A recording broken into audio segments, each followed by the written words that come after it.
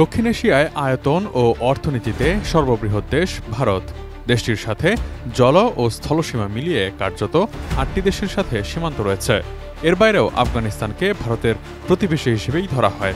২০১৪ সালে ভারতের ক্ষমতায় আসার পর নরেন্দ্র মোদী তার সরকার প্রতিবেশী দেশগুলোর সঙ্গে ভারতের সম্পর্ক উন্নয়নে নেইবারহুড ফার্স্ট নীতি চালু করে, অর্থাৎ ভারতের পররাষ্ট্রনীতিতে অগ্রাধিকার হবে প্রতিবেশী দেশগুলো। কিন্তু সেই কথায় ও কাজে মিল না থাকায় ভারত এখন তার নিজ অঞ্চলেই বন্ধুভাবাপন্ন প্রতিবেশীহীন। তাই আন্তর্জাতিক বিশ্লেষকদের মত, মোদির এই নেইবারহুড ফার্স্ট নীতি মুখ থুবড়ে পড়েছে। বলতে গেলে এই মুহূর্তে ভারতের সাথে ভুটান আর মিয়ানমার ছাড়া আর কোনো মিত্রভাবাপন্ন প্রতিবেশীই নেই। এত বড় অর্থনীতি হয়েও ভারত কেন নিজ অঞ্চলে এমন একা হয়ে পড়ল? পাকিস্তান ও চীনের সাথে ভারতের বিবাদ এক ঐতিহাসিক রূপ পেয়েছে।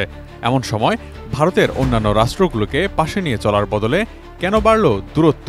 বিগত কয়েক বছরে ভারতের প্রতিবেশী বেশ কয়েকটি দেশে সরকারের পরিবর্তন হয়েছে। সেই সাথে সেই সব দেশের সঙ্গে ভারতের সম্পর্ক কিছুটা অস্থিতিশীল হয়ে পড়েছে। শুরুটা হয়েছিল নেপাল দিয়ে। নেপালে ২০২০ সালে ক্ষমতায় আসার পর প্রধানমন্ত্রী কেপি শর্মা ওলি বলেছিলেন, ভারত নেপালের অভ্যন্তরীণ বিষয়ে হস্তক্ষেপ করছে। এরপর আসে নেপালের মানচিত্র ইস্যু। ভারতের আপত্তি সত্ত্বেও সংবিধান সংশোধন করে ভারতের উত্তরাখণ্ডের কালাপানি, লিপুলেখ ও লিম্পিয়াধুরা অঞ্চলকে নিজেদের মানচিত্রে সংযোজন করে তা প্রকাশ করে নেপাল। নেপালের এই তিক্ততার শুরুটা হয় ভারতীয়দের মানস সরোবর পর্যন্ত তীর্থযাত্রা আরও সুগম করতে উত্তরাখণ্ড থেকে লিপুলেখ পাস পর্যন্ত ৮০ কিলোমিটার লম্বা সড়ক তৈরি করতে গিয়ে। এই পথের উদ্বোধন করেছিলেন ভারতের প্রতিরক্ষামন্ত্রী রাজনাথ সিং। পথ তৈরির যুক্তি ছিল, এই পথ তৈরি হলে বাঁচবে সময়, যেটি মোটেও ভালোভাবে নেয়নি নেপাল। এটি নিয়ে ক্ষুব্ধ হয় দেশটি। ওই সড়ক দেশের সার্বভৌমত্বে আঘাত করে বলে আগেই সমালোচনা করেছিল কাঠমান্ডু। এরপর পরিস্থিতি আরও জটিল হয় যখন ভারত নেপাল সীমান্তে অতিরিক্ত বাহিনী মোতায়েনের কথা জানিয়েছিল নেপাল। ভারতের এমন আধিপত্যবাদী আচরণ থেকেই সম্পর্কের অবনতির সূত্রপাত বলে ধরা হয়, যা ভারতের প্রতিবেশী প্রায় সব দেশের ক্ষেত্রেই প্রযোজ্য। ডিজাইন, এলিগেন্স, বিউটি, সেরা পণ্য সবার জন্য জেভিকো। এরপর মালদ্বীপ। সেদেশের নতুন প্রেসিডেন্ট মোহাম্মদ মুইজুর নির্বাচনী স্লোগানই ছিল ইন্ডিয়া আউট। দেশটির ক্ষমতায় আসার পর কয়েক দশক ধরে চলে আসা প্রেসিডেন্টের প্রথম বিদেশ সফর ভারতেই হয় এমন প্রথা ভাঙেন তিনি। প্রথম সফরের জন্য তুরস্ককে বেছে নেন মুইজু।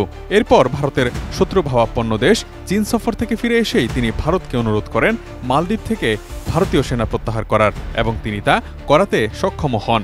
আফগানিস্তান প্রসঙ্গে দেখা যায়, ভারত এখনও পর্যন্ত সেদেশের তালিবান সরকারকে বৈধ সরকার হিসেবে স্বীকৃতি দেয়নি।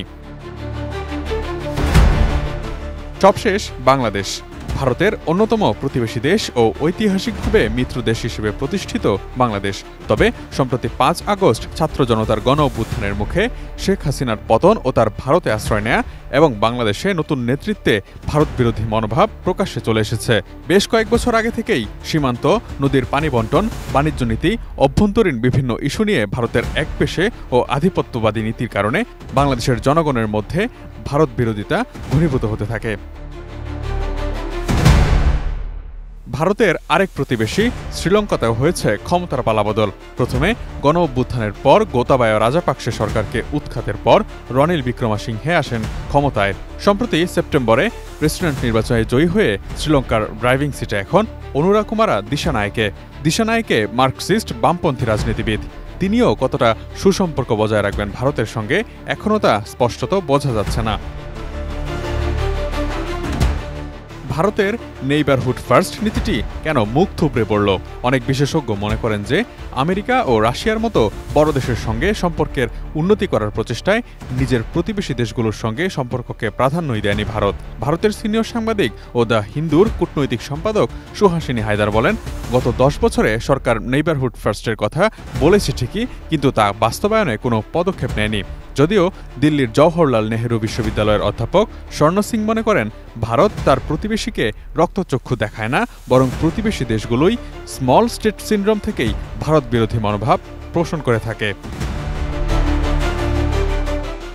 Imtiaz Alam, desk report, ATN news.